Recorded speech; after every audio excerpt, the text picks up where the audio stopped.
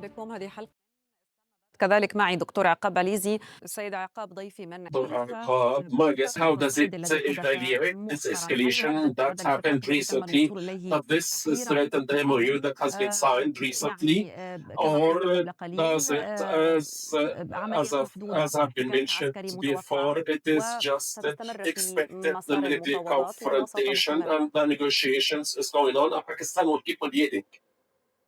Obviously, Pakistan is going to make sure through the back channels, although no official announcement has really been made because we're watching exactly what's happening. But fundamentally, only half the story was given by the previous guest about US attacking and etc.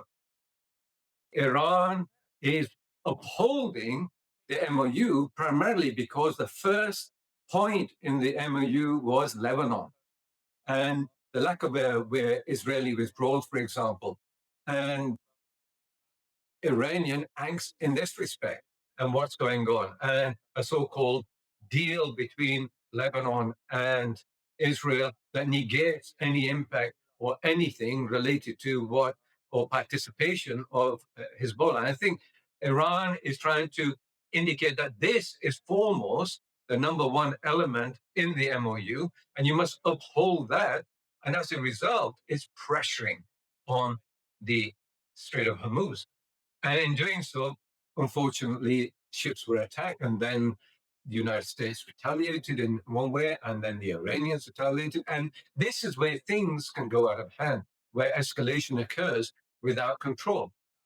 At the beginning, there was a thought that this would stop, but it's escalated to another point where they're attacking each other in many different directions now as well. So I think there needs to be a certain degree of patience in this respect. And I think that if you suddenly go off and start attacking each other straight away based on one element or the other without understanding each other, and this is why there was a hotline put in other words, an understanding that they would be able to talk to each other directly without mediators to some extent to calm the temperature down. And I think that's more important than anything to say, look, why are you doing this? And the other one says, why am I doing this? So why are you doing this? They come to some form of negotiation to not halt the process, which puts it under jeopardy and a lot of tension. And at the end of the day, when we really think about it, nobody wants this conflagration to erupt into a much larger violence and hostilities between the two major parties here. But again, Iran's angst and its issue is with what is happening in Lebanon. And that's where it's trying to put pressure on. And I think the United States recognizes this. But after Secretary of State Rubio's visit to Israel and the so-called deal between the Lebanese government and Israel, which basically imparts Lebanese sovereignty to Israel. I think it's going to be a complicated situation.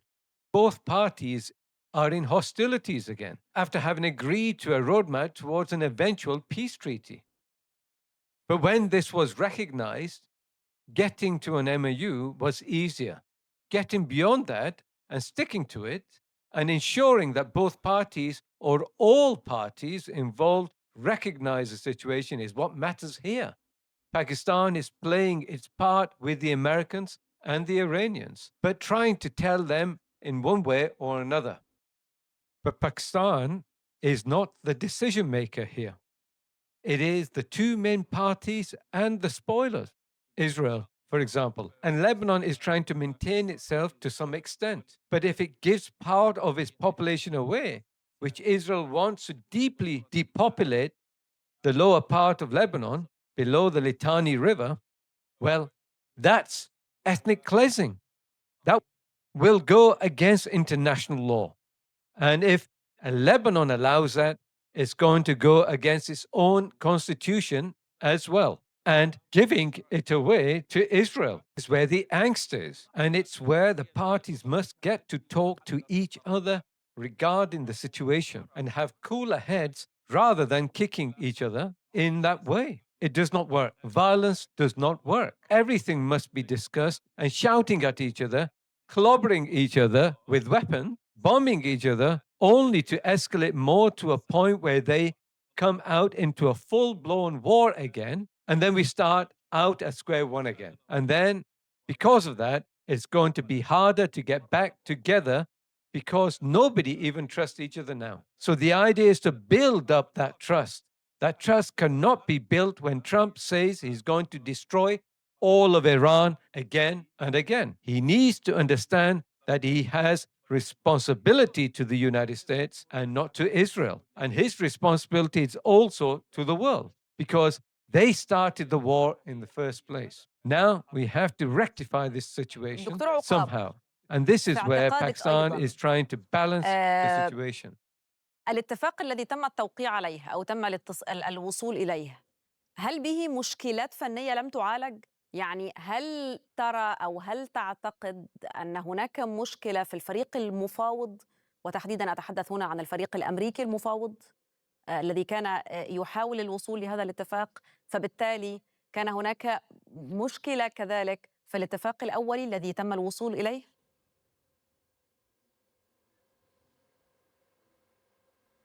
Well, we got through that point already.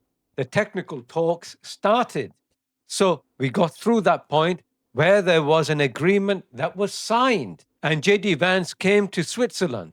The Prime Minister of Pakistan and the Chief of Defense Forces came to Switzerland. And the Qatari PM, Al Thani, came to Switzerland. And the Iranians came to Switzerland while Trump was throwing everything out of the window. You know, when these things happened, they aggravated the situation. Yet they started the technical talks and started the opportunity to make sure it was successful so that that part is done. Now we have to look forward toward a new future. There is an agreement. Lebanon is part of the agreement. And this is what must be recognized. It is not in the Israeli national interest, as they said many times, to allow this peace process to continue. They will do everything and anything in their power to object to it and then dismantle it somewhere along the way. They are the spoiler, and they will do everything that they can to spoil it. And by demanding the disarmament of Hezbollah, which is Lebanese, when Lebanon doesn't negotiate this with Hezbollah and say that they are going to disarm, how are they going to disarm? It is not possible. The Israelis are going to start a civil war, and this is what they want. دكتور عقاب عليزي أستاذ الدراسات الاستراتيجية، شكرا لكم جميعا على هذا النقاش. شكرا لحضراتكم دائما على طيب المتابعة. كنت معكم على مدار هذه الحلقة أنا آية لطفي، وأكون معكم في حلقة جديدة غدا إن شاء الله. إلى اللقاء.